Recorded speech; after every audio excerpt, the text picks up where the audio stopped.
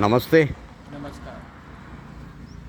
आता तुम्हाला एका खास विषयावर बोलण्यासाठी मी निमंत्रित केलेलं आहे की येत्या 6 तारखेला म्हणजे एक 2-3 दिवसानंतर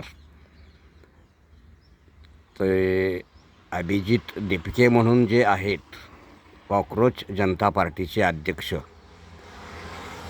ते आंदोलन करायला दिल्लीला निघालेले आहेत. त्याबद्दल तुमचं काय मत आहे?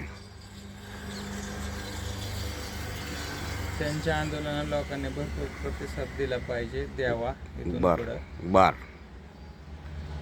जे काही प्रमाणात बेरोजगारी हां नष्ट होईल बर. त्यांच्या आंदोलनाच्या माध्यमातून. अच्छा.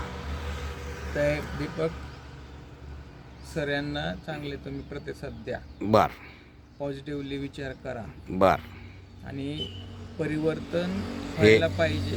हां ते होईल.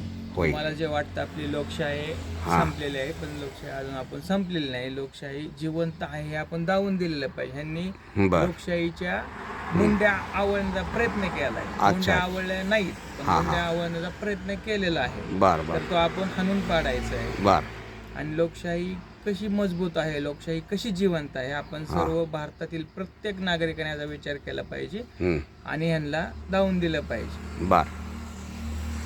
आता वारंवार जे पेपर लीक होत आहेत, यातून विद्यार्थ्यांवर अन्याय होतोय किंवा शिक्षण क्षेत्राचं मोठं नुकसान होतंय असं तुम्हाला वाटतं का? शिक्षण क्षेत्रातलं तर नुकसान होतंय, पण बरं. आणि अन्याय कसा होतोय? अन्याय हा जे कोणी पेपर फोडण्याचा प्रयत्न करत आहेत ह्यांना वरून सपोर्ट आहे, ह्या बर ज्यांची सत्ता आहे त्यांचा. बर बर. आणि हेच करतात आणि हेच सांगतात की अच्छा.